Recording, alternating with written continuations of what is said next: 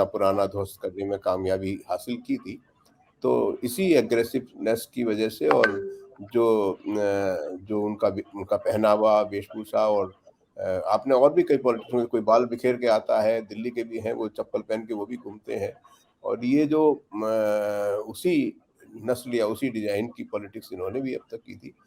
Immediate reason मुझे लगता है, आई एग्री विद रंजना जी, कि जब ये घिर चुकी हैं 4-6 जगह से और ऐसा लगने लगा कि भई कहीं हश्र बिल्कुल वैसा ना हो जाए जैसे मायावती जी का हुआ। और इस खेल में आपको पता ही है कि जो भी खरीद-फरोख्त या जो भी चीज़ें अभी इस दौरान हम देख रहे हैं परिवर्तन राज्यों में भी, तो उसमें ईडी और सेंट्रल एजेंसीज़ का बहुत बड़ा एक भूमिका तो रही ही है। और ममता बनर्जी का ख़ास तौर पे, चूँकि वो इलेक्शन के दौरान और उस पीरियड में कई वायलेंट एक्टिविटीज़ हुई थी, तो वो सीआरपीएफ के बहुत खिलाफ थी।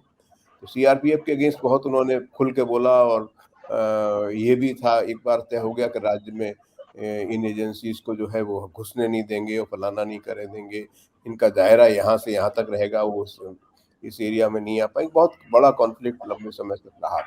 लेकिन अब ये जो है, इसकी ज़मीन तैयार हो चुकी और शायद ऐसा लग रहा है कि अपनी विरासत को बचाने के लिए या पॉलिटिकल एक्जिस्टेंस को बचाने के लिए ये ज़रूरी हो गया हो कि भई, पहले तो आपको ध्यान होगा कि वो कभी नीति आयोग की मीटिंग वगैरह में नहीं जाती थीं।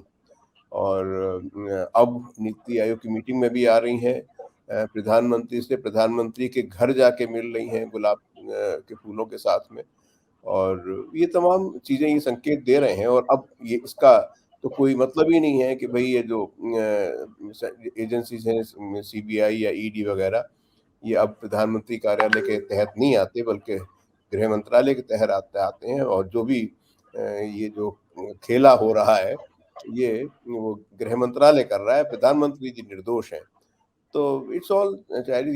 ये एक मज़ेदार भी बात है कि इन्होंने बंगालियों सहित, बंगालियों की जो पॉलिटिकल अवेयरनेस है, जो राजनीतिक चेतना बहुत ज़्यादा मतलब है, जो औसत जी है। हिंदुस्तान से बेहतर है। ये उनको मान के चल रहे हैं कि वो तमाम लोग इनके इस खेल को या इनकी मजबूरियों को समझ नहीं पा रहे होंगे। तो इट्स नेचुरल, मुझे लग रहा है कि ये उनकी मजबूरी है।